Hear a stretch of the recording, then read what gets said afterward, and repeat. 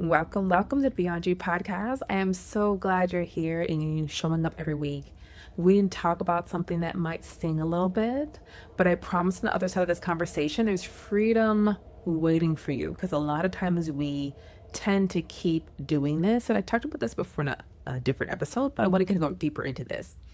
But before we dive in, if you're tired of playing by the rules that keep you stuck, hit subscribe, because this episode is going to challenge you. You've probably been told your whole life, and I want to make sure you catch these conversations that give you permission to do things differently.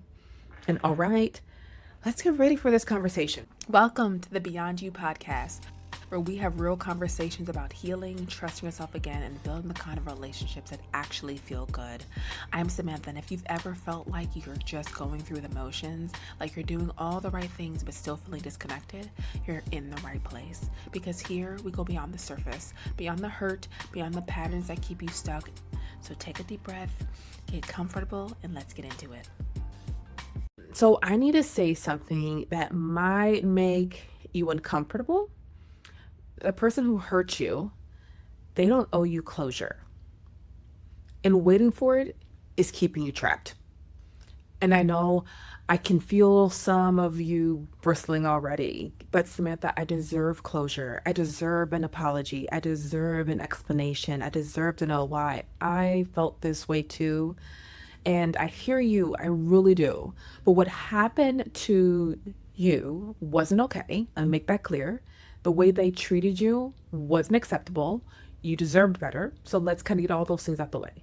But here it is, the hard truth that a lot of just my clients and people work with in general don't understand. Deserving something and getting it are two completely different things. You can deserve closure and never receive it. You can deserve an apology and never hear one. You can deserve an explanation and be met with silence. And if you're waiting for those things before you can move forward, you're giving them power they don't deserve to have. So let me know if that does happen to you, if you resonate with this, and you're definitely in the right place.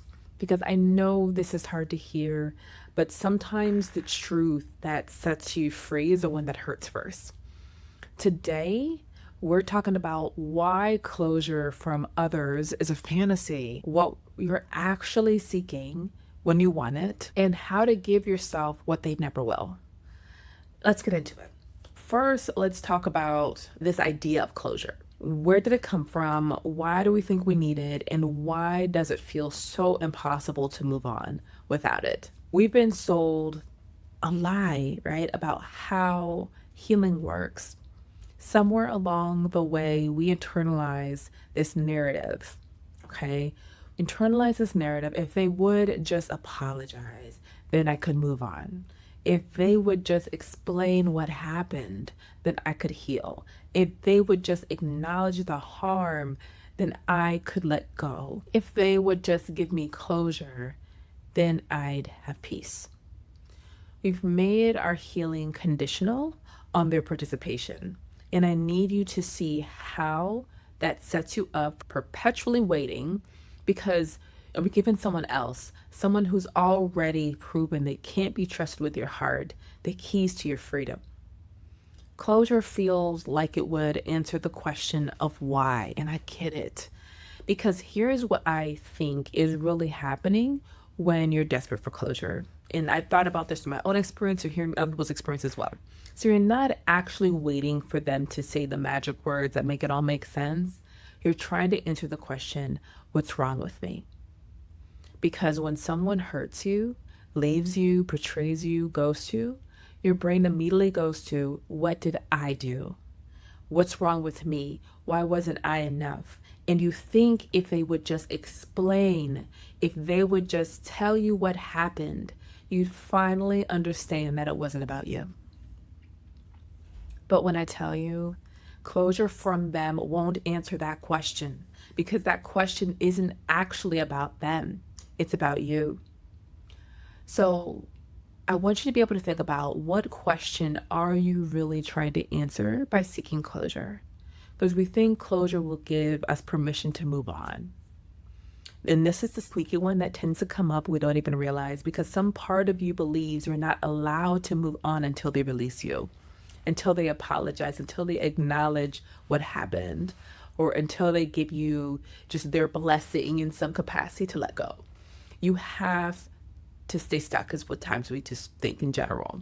It's like you're waiting for permission they'll never give.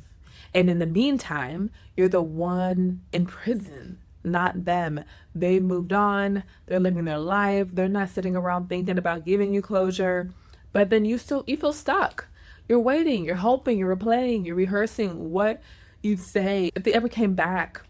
And understand that's not closure you're seeking, that's captivity. So I want to think that in this other section that we're going to go into, why they don't owe you closure even when it hurts. Now this was really hard in going through this journey to really accept, but I need to say it clearly because your freedom depends on it, and this is what we want here. They don't owe you closure even after everything, even after what they did. They don't owe you anything, and that's really hard to accept. And before you think I'm letting them off the hook, I'm not. What they did was wrong. How they treated you was unacceptable. You absolutely deserved better. But deserving something doesn't obligate someone to give it to you. And let me explain why though. You can't make someone be who they're not. The person who hurt you, they've already shown you who they are. There's someone who just doesn't take accountability, can apologize genuinely, won't acknowledge harm, isn't capable of the emotional maturity closure requires, and no amount of you waiting, hoping, or asking will change that. You can't make someone self-aware if they're not. You can't make someone feel remorse if they don't. You can't make someone care about your healing if they're not emotionally equipped to. In trying to extract closure from someone incapable of giving it, they're just re-traumatizing yourself over and over. Their closure wouldn't give you what you need.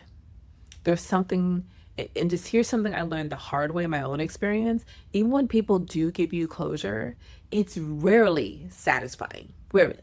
Because what would they say that would actually be enough for you to be able to hear?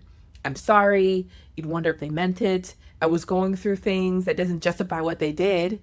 It wasn't about you. You'd still question why you weren't worth fighting for, regardless of what the response would be. The closure you're imagining, the one that magically makes everything make sense and sets you free, does not exist. What you actually need, they can't give you, because what you need is self-understanding, self-compassion, permission to move on. And that can only come from you. They're not sitting around thinking about you. This is a brutal but necessary. They've moved on.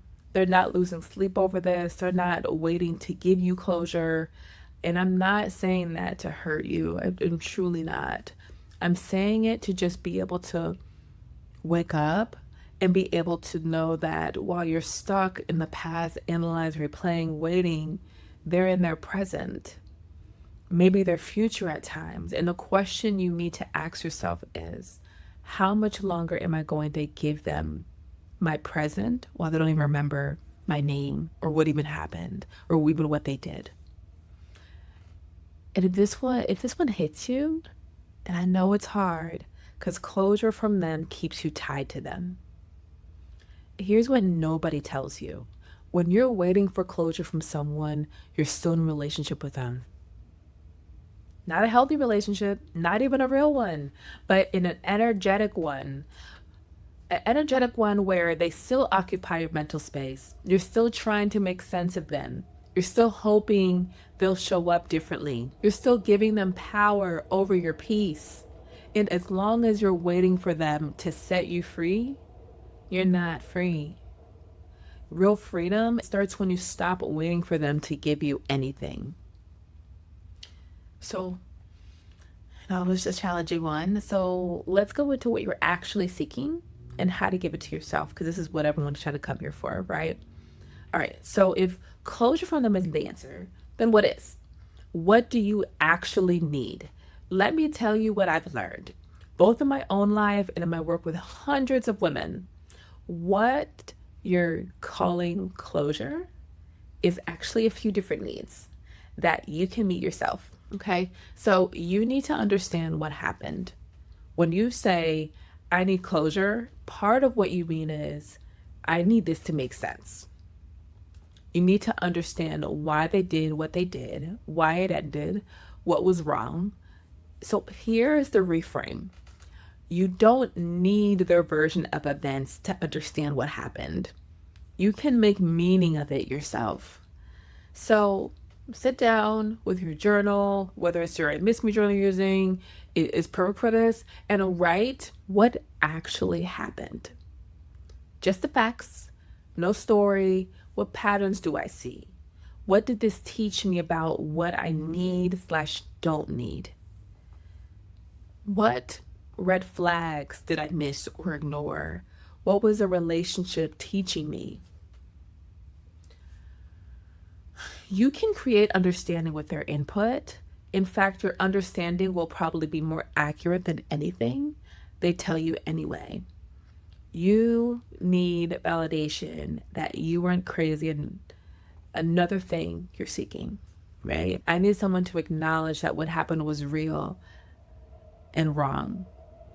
So a lot of times you need validation. You need someone to say, yes, that was messed up. No, you're not overreacting. I get that. And here's the truth with this. You can validate yourself. Say it out loud right now. What happened to me was real. How I felt was valid and I deserved better. I'm not crazy. My pain matters. So you don't need them to confirm your reality. You lived it. You know what happened. Your experience is valid, whether they acknowledge it or not. So let's be clear about that. If you need external validation, you can get it from your therapist, your best friend, your community, and coming home to yourself on Substack, where women who've been there will absolutely validate you, right? Whatever community that is, even over here on YouTube. But you don't need it from the person who hurt you. You need permission to move on. This is the big one. I need to know it's okay to let go. Some part of you is waiting for them to release you, to say it's over, you can go now. But you don't need their permission. You can give it to yourself right now. Put your hand on your heart, and I want you to say, I give myself permission to move on. I release myself from waiting. I'm allowed to close this chapter. I don't need their blessing. I don't need their closure. I am free to let go. Say it until you believe it. So feel free to rewind if you need to. Say it until your body releases the grip. You need to forgive yourself. And I hear this quite a bit, that a lot of people I work with have not done. And here's the deepest layer. Sometimes what you're calling closure is actually self-forgiveness. You're not just waiting for them to apologize for what they did. You're waiting to forgive yourself for staying longer than you should have, ignoring red flags, believing their lies, not protecting yourself better, giving so much to someone who gives so little. And you can forgive yourself right now. You don't need their participation. You did the best you could with the information you had. You stayed because you hoped. You believed because you loved. You gave because that's who you are. None of that was wrong. It just didn't work out. And that doesn't make you foolish. It makes you human. So I would love to be able to hear just which one of these do you actually need? Understanding, validation, permission, self-forgiveness. Because it helps to know that you're not alone in this as well. So how to create your own closure? So practically, how do you actually do this? How do you create closure when they're not giving it to you? Write the letter that you'll never send. Let me make sure it's clear. You will not send this. Sit down and write everything you wish you could say to them. Every question, every hurt, every why, everything. Get it all out on paper. Then burn it, delete it, or put it in your drawer. Do not send it. This isn't about them receiving it. This is about you releasing it. Answer your own questions. Just all the questions you're waiting for them to answer. I want you to answer them yourself. Why did they leave?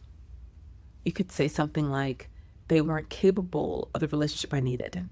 Or what did I do wrong? I didn't do anything wrong. They made choices based on who they are, not based on my worth. Why wasn't I enough? I was enough. They just weren't the right person.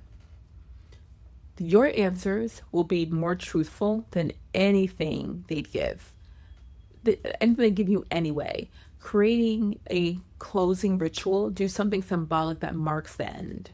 You can write their name on paper and burn it, return or throw away.